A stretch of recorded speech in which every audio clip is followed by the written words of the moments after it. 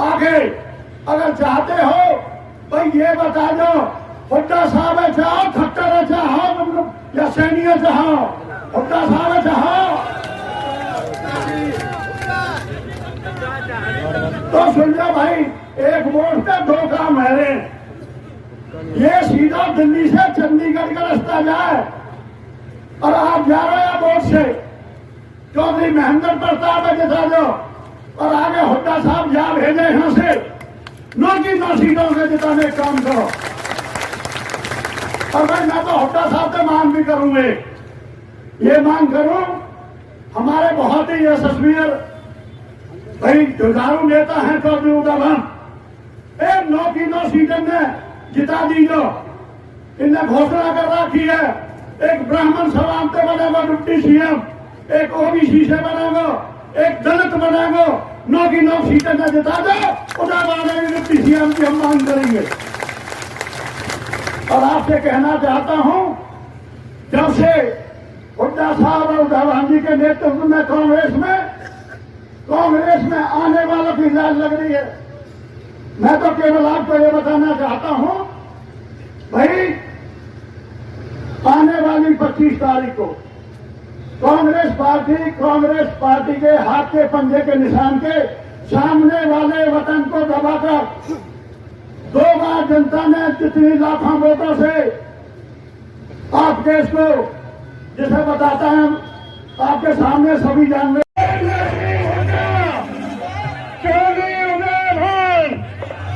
चौधरी उदयभान जिंदाबाद, कांग्रेस पार्टी जिंदाबाद, चौधरी महेंद्र प्रताप जिंदाबाद। नहीं है, चौधरी भूपेंद्र सिंह हुड्डा जी मंच पर पधार रहे हैं, बैठ जाए आप सब लोग।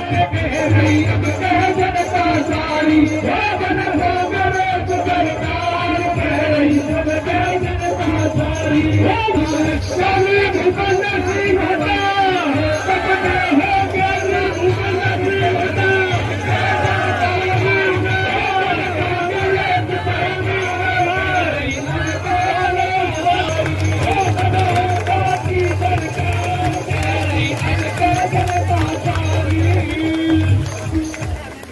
मेरा साथियों से निवेदन,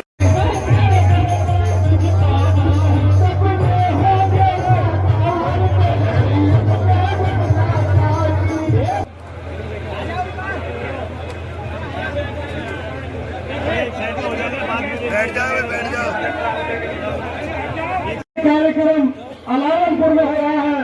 अलावलपुर गांव की सरदारी से, अलावलपुर गांव की 36 बिरादरी की सरदारी आए और चौधरी भूपेंद्र सिंह हुड्डा जी का पगड़ी बांध करके स्वागत करें। अलावल सभी ब्राह्मण समाज से, दलित समाज से, वाल्मीकि समाज से और सभी पट्टियों से हमारे सरदार आ जाए। आओ अलावलपुर की सरदारी आ जाओ, आप सभी जोरदार तालियों से उसमें सम्मिलित हो जाए। सारे क्षेत्र की सरदारी पीछे। अब मैं निवेदन करूंगा गांव की सरदारी से हमारे हरियाणा प्रदेश कांग्रेस कमेटी के अध्यक्ष चौधरी उदयभान जी का भी पगड़ी बांध करके स्वागत करेंगे गांव की सरदारी। अरे भाई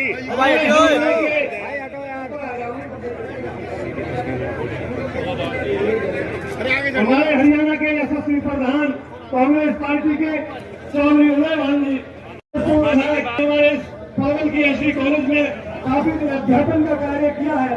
प्रोफेसर रामवीर जी हमारे बीच में पधारे हैं।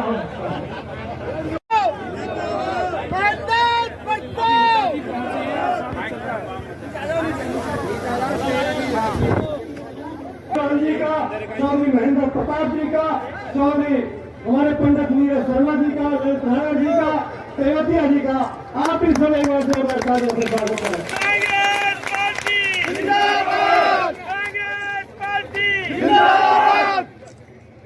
और मेरा निवेदन है, नैतिकता, संस्कारों की क्या परिभाषा, आदर्शों का किसे पता, नियम उपनियम न्याय व्यवस्था है किसके अधीन। ठाकुर राजाराम जी और समस्त मंच, आज मैं अपने बारे में ज्यादा न कहते हुए यही कहूंगा, मेरा 26-27 वर्ष का जीवन इंडियन नेशनल लोकदल में कटा था।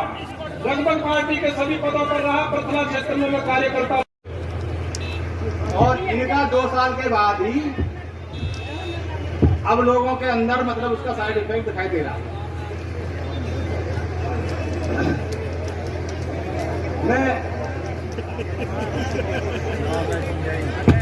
मैं निवेदन कर रहा हूं, हमारे तेगाम क्षेत्र से पूर्व विधायक भाई ललित नागर जी अपना आए और अपना संबोधन रखें।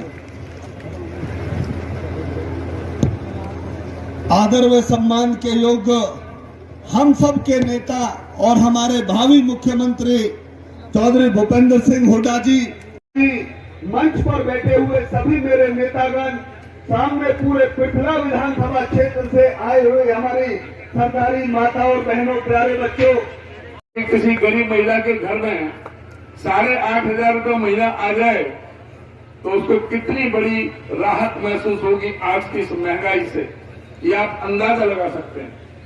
हमारी पार्टी की ये भी घोषणा है कि जो आंगनवाड़ी वर्कर हैं, आशा वर्कर हैं, मिड डे मील वर्कर हैं, सारे गरीब घरों की बेटियां हैं, उन सबकी तनख्वाह हम डबल करने का काम करेंगे।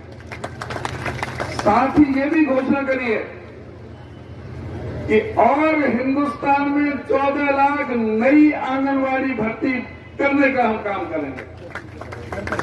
कांग्रेस पार्टी का ये भी घोषणा है, हर जिले में बाबा साहब डॉक्टर भीमराव अंबेडकर जी के नाम से एक डॉक्टर अंबेडकर भवन, उसमें छात्रावास और लाइब्रेरी, एक बिरादरी के लिए नहीं है, सब कोई भी रह सकता है उसमें, छात्रावास, हॉस्टल, लाइब्रेरी, डॉक्टर अंबेडकर भवन हर जिले में कांग्रेस पार्टी पूरे देश में बनाने का काम करेगी। हमारी पार्टी का, सरकार का ये भी फैसला है कि हर जिले में महिलाओं के लिए, हमारी बेटियों के लिए, जो कामकाजी महिला हैं, जो कॉलेज में पढ़ती हैं, उनको कहीं ठहरने की व्यवस्था नहीं होती, उनके लिए हर जिले में सावित्रीबाई फूले के नाम से महिलाओं के लिए हर जिले में एक एक हॉस्टल बनाने का हम काम करेंगे। हमारी पार्टी का ये भी फैसला है कि हर जिले में एक एक गवर्नमेंट मेडिकल कॉलेज, जिसमें अस्पताल भी होगा, हर जिले में एक एक मेडिकल कॉलेज, अस्पताल सहित कांग्रेस की सरकार हर जिले में बनाने का काम करेगी। साथ में कांग्रेस पार्टी का ये भी फैसला है कि जिस तरह से राजस्थान में अशोक गहलोत ने योजना शुरू की थी, कोई भी आदमी बीमार होता है, अच्छे से अच्छे अस्पताल में 25 लाख रुपए तक का इलाज मुफ्त हमारी कांग्रेस पार्टी की सरकार करा के देगी। जो नवोदय स्कूल हैं, सेंट्रल स्कूल हैं, उनकी संख्या डबल करने का काम करेगी। और जो राशन मिलता है गरीब आदमी को, जो 5 किलो, सरकार बनेगी 4 जून को, सरकार बनने के बाद उस राशन को 5 किलो की जगह 10 किलो करेंगे, और साथ में ही दाल भी, चीनी भी, सरसों का तेल भी और मिट्टी का तेल भी हम उसको राशन डिपो पर देने का काम करेंगे गरीबों को। और किसानों के लिए, जिसके लिए 750 किसानों ने अपना बलिदान करने का काम किया, इन लोगों पे जरा भी इनको शर्म नहीं आई, इन्होंने फिर भी उनकी बातें नहीं मांगी, उनकी बातें नहीं मानी, बल्कि किसानों पे इन्होंने धार गाड़ी से कुचलने का काम किया था। किस तरह से हरियाणा और पंजाब के बॉर्डर पर अंतर्राष्ट्रीय सीमा बना दी थी, पक्की दीवारें खींच दी थी, कील गाड़ दिए गए थे, और उन किसानों को एक इस तरह से ट्रीट किया गया जैसे कोई दुश्मन देश से आ रहे हों। उन पर पानी की बौछारें की गई, रबर बुलेट से फायर किए गए, और साथ साथ ड्रोनों से हमला करने का काम उन किसानों पर करने का इस सरकार ने काम किया था। कांग्रेस पार्टी ये गारंटी लेती है कि किसी भी किसान की फसल एमएसपी से कम नहीं बिकने दी जाएगी। ये सारी चीज हुड्डा साहब जब अध्यक्ष थे उस कमेटी के, रायपुर में पास किया था कांग्रेस के अधिवेशन में, एमएसपी की गारंटी, और साथ साथ स्वामीनाथन रिपोर्ट के मुताबिक C2+50 के हिसाब से किसानों के जिन्स की कीमत, और साथ ही हुड्डा साहब ने ये पास करवाया था कि किसान को कर्जा से लेकर के कर्जा मुक्ति तक, इन्होंने तो अमीरों का 16 लाख करोड़ रुपए का कर्जा माफ किया है, लेकिन कांग्रेस सरकार बनने पर इस देश के किसान का, मजदूर का, गरीब का, दलित का, पिछड़े का, उन सभी गरीब आदमियों के सभी जो कर्जे हैं वो माफ करने का काम कांग्रेस पार्टी करेगी। इनके पास 42 MLA हैं पर बेशर्मी से सरकार चला रहे हैं। 4 जून को सरकार बना दो, 10 दिन के अंदर अंदर इस सरकार को चलता कर दिया जाएगा और बहुत जल्दी राष्ट्रपति का शासन में हरियाणा के अंदर चुनाव होगा और तुम्हारी मर्जी की सरकार बनेगी। और जब तुम्हारी मर्जी की सरकार बनेगी तो हम क्या क्या करेंगे हुड्डा साहब आपको बताएंगे। मैं आप सब यहाँ इकट्ठे हुए हैं लोकसभा के चुनाव के लिए। फरीदाबाद ये महेंद्र प्रताप जी हमारे उम्मीदवार हैं अलायंस में, और ये सारे देश में चुनाव हो रहा है लोकसभा का। 2 गठबंधनों में हो रहा है, एक एनडीए का गठबंधन है जो बीजेपी के उसमें हो रहा है, एक इंडिया अलायंस है, इंडिया गठबंधन है जो कांग्रेस के साथ 26 पार्टी है। कांग्रेस अन्य 26 पार्टी जैसे आप पार्टी है, समाजवादी पार्टी है, कम्युनिस्ट पार्टी है, सब इकट्ठे होकर गठबंधन बनाए हैं इंडिया अलायंस के नाम से, इंडिया गठबंधन के नाम से। अब सवाल आता है कि भाई क्या गठबंधन की जरूरत पड़ेगी, क्यों गठबंधन बनाया, क्या मकसद है। इस गठबंधन का मकसद एक ही है, खाली प्रधानमंत्री बनने का नहीं, इस देश के संविधान बचाने के लिए गठबंधन इकट्ठा हुआ है। एक संविधान बचेगा तो प्रजातंत्र बचेंगे, और प्रजातंत्र बचेगा तो आपके अधिकार बचेगा, चाहे जो वोट का अधिकार हो चाहे कोई भी अधिकार हो, नहीं तो मामला गड़बड़ा जाएगा। इस बात से इकट्ठा, और ये बात मैं कह रहा हूं पूरे देश में, जिस प्रकार यहां से आप अंदाजा लगा सकते हैं, लोगों से बात कर रहे हैं, लोगों का मन बन रहा है, पूरे देश से खबर आ रही है।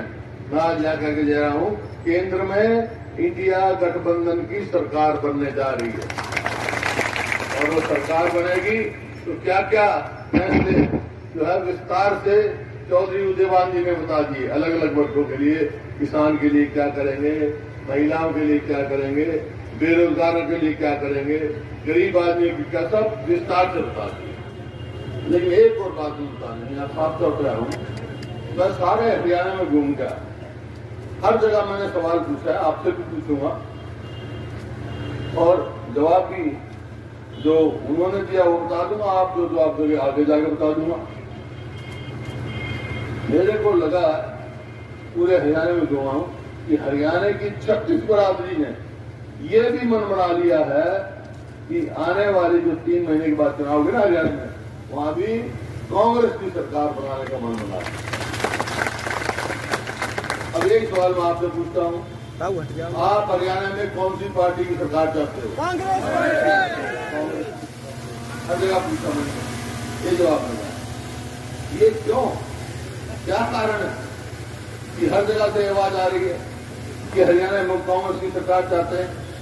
क्योंकि लोग समझ चुके 2014 में जब हमने सरकार छोड़ी उस समय हरियाणा 25 व्यक्ति आय में, 25 व्यक्ति निवेश में, कानून व्यवस्था में, खेल खिलाड़ियों में, और भाई आपके जो इसमें नौकरी देने में पूरे देश में नंबर 1 था, नंबर 1। 10 साल से इनकी सरकार है, आज किस चीज में नंबर 1 हम हरियाणा, किस चीज में, मेरे आंकड़े नहीं है, ये सरकारी आंकड़े में बता रहा हूँ, प्लानिंग कमीशन का आंकड़ा बता रहा हूँ कि आज हरियाणा पूरे देश में नंबर 1 है, बेरोजगारी में, महंगाई में, अपराध में।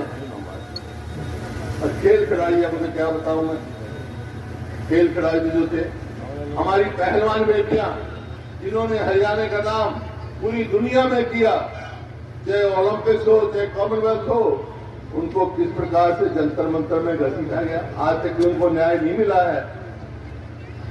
जो अन्याय करता था उसके लड़के को टिकट दे दी, वो न्याय की तरफ देखे, ये प्रस्तुति है। इसी बात से सारी बात देख के कर्जे में बता दिया, चौधरी उदयवान जी ने बता दिया। अरे हमने 4 पावर प्लांट लगाए, मेट्रो बनाई, रेलवे लाइन लेके आए, बड़ी बड़ी सड़कें बनाई, बड़ी बड़ी यूनिवर्सिटीज बनाई, संस्थाएं बनाई। 66 से लेकर और 2014 तक हरियाणा पे कुल कर्ज 70-80 हजार करोड़ और 14 से लेकर 24 तक किया कुछ नहीं इन्होंने, कर्जा 4.5 लाख करोड़, क्योंकि घपले हैं, कर रहे हैं। आपसे मैं एक सवाल पूछना चाहता हूं, भाई 14 से 24 तक फरीदाबाद में, पलवल में कोई काम हुआ तो आप कहते, अरे कितने महीने से ये मोहना में बैठे हैं सिर्फ उतराव चढ़ाव के लिए, उनकी 7 महीने से उनकी सुनवाई नहीं हो रही। आपके सामने है, इतनी देर लगती है हमारी सरकार, 2 साल तक बन तैयार हो जाता भाई उतराव चढ़ाव, और कल सरकार आ गई फिर करते नहीं हम। ये आपके सामने ये स्थिति आपने। अब सवाल एक हो रहा, सवाल आएगा आज से कहेंगे भाई ये सरकार हरियाणा में कैसे आएगी? सरकार हरियाणा में आएगी जब आप लोकसभा में जिता के भेजोगे, महेंद्र प्रताप जी को लाखों वोट से जिता के भेजोगे, फिर सवाल पूछेंगे लोग, आपने चुनाव लड़ना है, घर घर जाना है, इसके आगे आएंगे आपके पास, फिर गांव में जाओगे, शहर में जाओगे तो लोग कहेंगे ठीक है भाई, चौधरी महेंद्र प्रताप तो लोकसभा में चले गए, उसकी वजह फिर अब कांग्रेस की सरकार भी बन जाएगी, इनने तो तत्काल में किया कुछ नहीं, भाई तुम क्या करोगे? कांग्रेस क्या करेगी? तुम 5-6 मोटे मोटे फैसले बता के जा रहा हूं, जो हम कहते हैं वो करते हैं कि हम क्या करेंगे। कांग्रेस की सरकार बनेगी तो भाई हरियाणा में पहला काम मैं करूंगा, अपने बुजुर्ग की पेंशन 6,000 रुपए हम करेंगे। गरीब आदमी के लिए 300 यूनिट घरेलू बिजली माफ करेंगे, और जो गैस का सिलेंडर है ना, 2014 में 400 रुपए का था, आज 1200 का हो गया। कांग्रेस की सरकार बनेगी तो उसको उस सिलेंडर की कीमत 500 से ज्यादा नहीं होगी। और जैसा मैं कह रहा था आपको, हम बेरोजगारी में इन्होंने नई बात चला रखी है। एक चला रखा कौशल रोजगार निगम, कच्ची नौकरी, ठेकेदार की नौकरी, ना पक्की नौकरी, ना पेंशन, ना मेरिट, ना रिजर्वेशन, जब मर्जी निकाल दो, जब मर्जी लगा दो। लोगों का, युवाओं के भविष्य के साथ खिलवाड़ की जा रही है। और आज हरियाणा में 2 लाख पक्की सरकारी नौकरी खाली है, लगाई नहीं इन्होंने। तो भाई अगर हमारी सरकार आएगी कांग्रेस की तो 1 साल के अंदर 2 लाख नौकरी हरियाणा में लगाने, ताकि हमारे बच्चे आगे जाएं, उनका भविष्य सुरक्षित हो।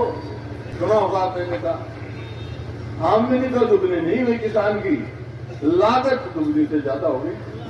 देख लो 2014 में डीजल का क्या भाव था, खाद का क्या भाव था, कीटनाशक दवाइयों का क्या भाव था, टैक्स पे टैक्स लगाए जा रहे हैं। जीएसटी खत्म करेंगे, लागत कम करेंगे, मुनाफा ज्यादा बढ़ाएंगे, किसान को कर्जे से लेकर कर्ज मुक्ति तक लेके जाए मंडी में। आपका सामने है। फिर जो कर्मचारी है फिर ओल्ड पेंशन स्कीम लागू करो। तो हमने पहले कह दिया था, हमारी पक्ष राजस्थान में करवाया हमने लागू, हिमाचल में करवाया, छत्तीसगढ़ में करवाया। पहली कैबिनेट मीटिंग में ओल्ड पेंशन स्कीम लागू करें। उससे बचना है तो खेलों को आगे प्रोत्साहन देना पड़ेगा, खिलाड़ियों को उसमें लगाना पड़ेगा, जवानों को। तो इस बात से हम वो पॉलिसी करेंगे।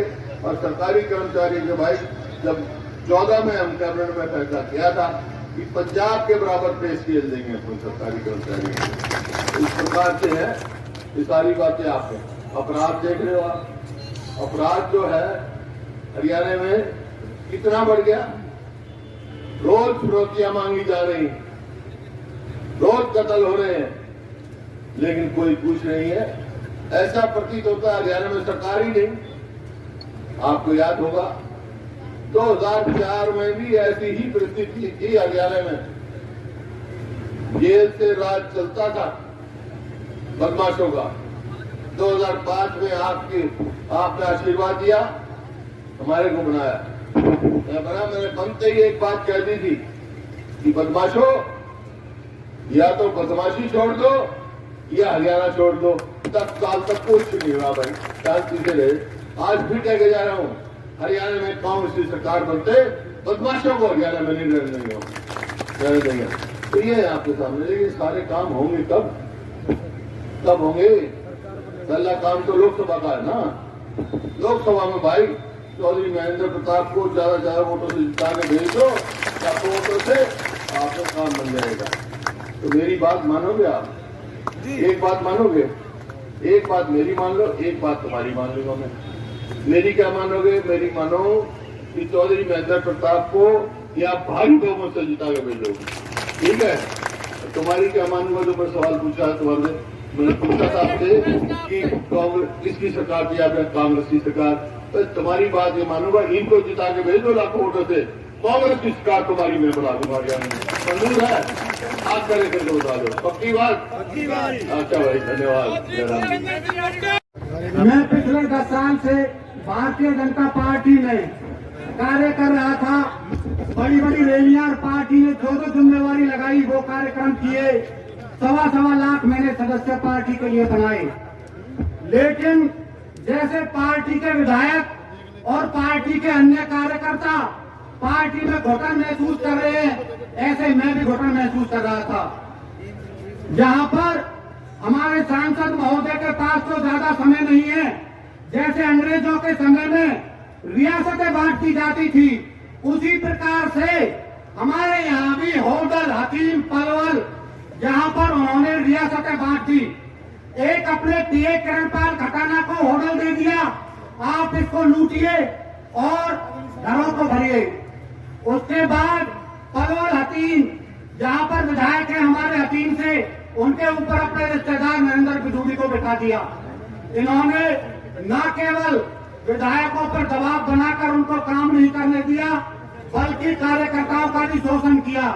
आज मैं आप सबके सामने कांग्रेस पार्टी ग्रहण करते हुए ये आपसे वादा करता हूं, पार्टी के प्रति निष्ठा रहूंगा।